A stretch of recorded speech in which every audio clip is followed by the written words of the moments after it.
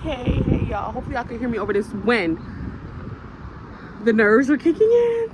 The nerves, just a little bit, you know. My teeth are like, just a little jittery, you know. Can't wait for the few of my friends that are coming to come. It's like I have like a comfort blanket because yeah. Check it out, boots. Shout out to, we're gonna shout out my shirt real quick. Boom, boom. Jess, I'm forgetting. I think the name of her company. I think the name of her company is God's Thoughts. I'm gonna put her Instagram right here. Her name, and I'm gonna let y'all see the back. I'm gonna look in the mirror real quick. Okay, this is the back of the shirt. Hopefully y'all can see this. Hopefully y'all can see this. His ways better. I've tasted, I've seen, say, I'm not going back. I'm not going back. The cross before me. Hey, I'm not going back. I'm not going back. The world. That's the course of it. I'm not going back. If I mess up, I'll just turn around because my brother can help me up. Brother? Sister? Where are you? Nowhere to be found. They say we are one, but Kim, that's your problem now. Even in the churches, it's always click, click, click. And then we go on social media and click, click, click to the hottest topic with the latest gossip and go, oh, she's not Christian. And that's where the division started to begin. He divided the wall of hostility, but for some reason we brick by brick build it up, then hide our hand and only comes out when we need something from him. This shouldn't be. If I eat, you eat. I mourn, you mourn. I rejoice, you rejoice. We are one. You can't arm wrestle yourself. I'm going this way, you're going this way, but he wants us to go this way. To teach you what the up, and you look what I become. I don't say it just to brag. You gave my mom her only son. Don't you ever take that lightly. Look, cause I'm a man now, seeking no revenge. I come with peace to let you know I don't despise you. Let you forgive and sleep with peace. Let there be no interference on this road to healing. Look, perspective given. It holds more weight than what money couldn't give it. Stayed on the line with you the entire night until you let it out and let it in. Don't let this darkness fool you. All lights turned off can be turned on. I'll drive all night. I'll call you. So my name is Kiana. You can find me on IG, Kiana, Kay. I have a few projects out. Everything that was talked about tonight really led up to what I wanted to talk about. Even me being vulnerable right there was practice for what I had to say when I got up here. So, it's okay if I talk first? Oh, okay. In church you gotta ask the pastor, is it okay,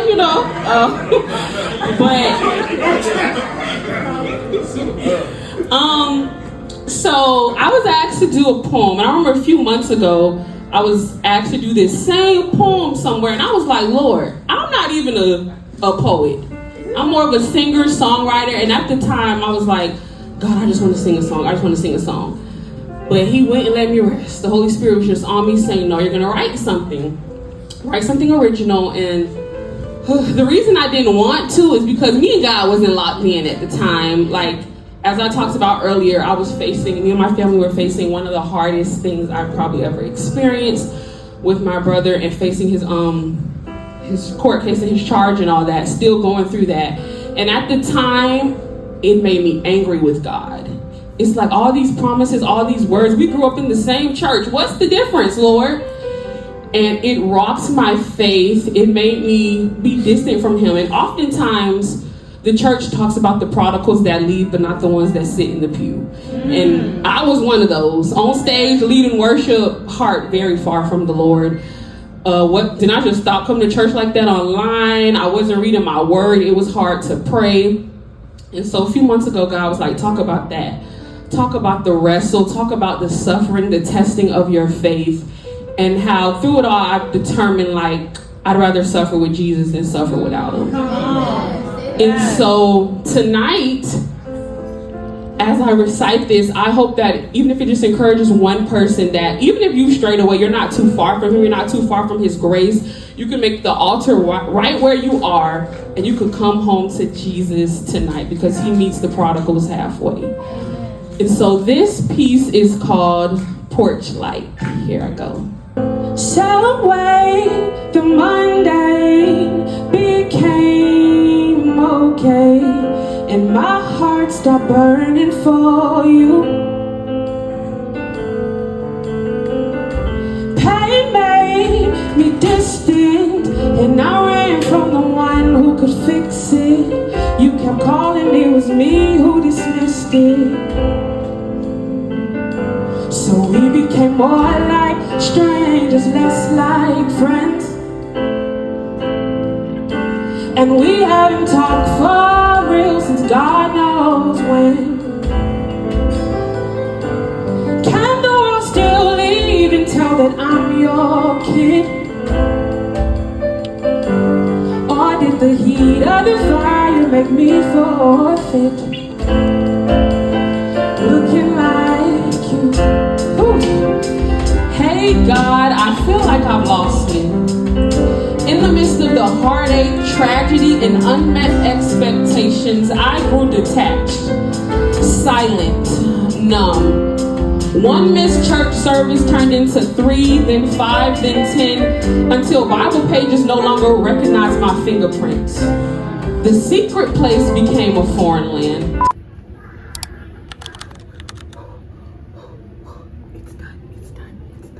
We give God praise, we give God praise, we give God praise.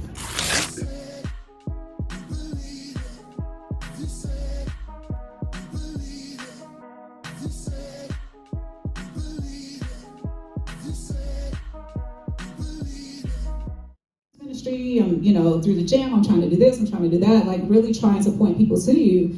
And I believe what the Lord revealed to me was, yeah, you're doing all this pouring out, but you're not taking care of your own relationship with the Lord. You're not spending time with the Lord just to edify yourself, just to build intimacy with him. You're doing it so that you can then pour it out.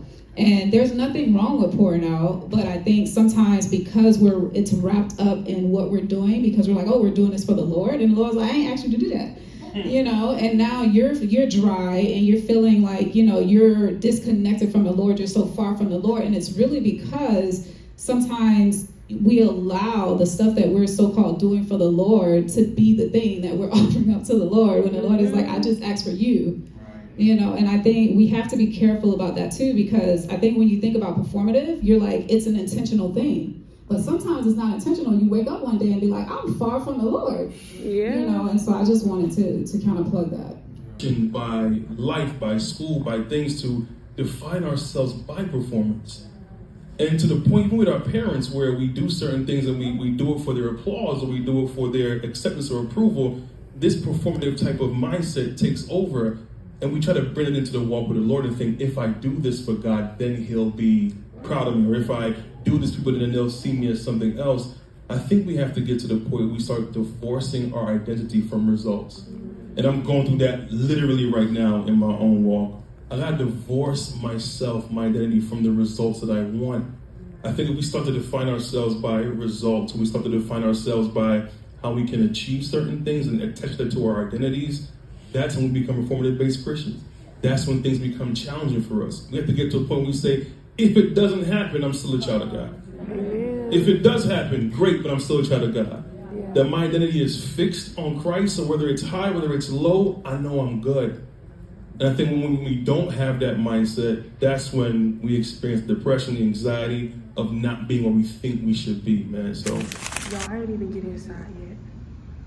Oh, there's a cat. I'm outside. before I get in the house, y'all. First of all, for all the people that just showered, when I say I got showered with encouragement, like I just had to stand there sometimes, like, but God knew, I just ran up the steps. God knew I needed it. Like, it's so crazy because a lot of people were saying like, oh, what you did was ministry, it was ministry, like, and they encouraged me in just shining my light and my worship and all that. And it's so crazy because I felt like that burden when I was there. Like when I rehearsed yesterday with Deontay, I was like, this feel like worship, this feel like church. Like Lord gonna come up in there. And then when I was in there, like at the event, like I just felt this presence of the Lord in the room, and I was like, God, what you trying to do? What you trying to do? Like, oh, it's so crazy that the Lord be like, why you be using me, Lord? I'm so far from perfect.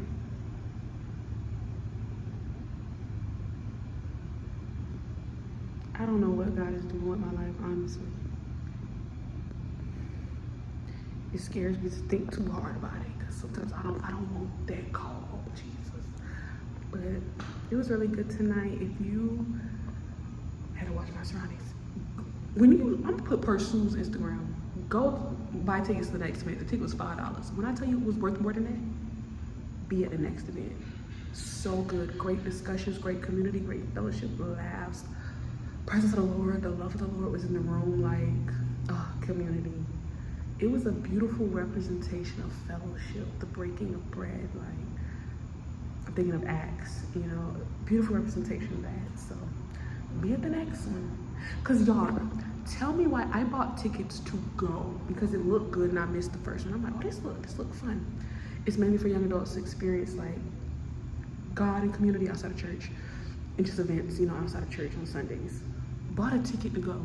And I ain't gonna lie, in my head, I said, it would be nice if I could sing. That would be nice. But I didn't wasn't like a burning desire or nothing like that. Just a thought, passing thought. 3 days later, Deja texts me, talking about hey girl, would you be interested in being in the event I just bought tickets for? God is funny. If you said it, we believe.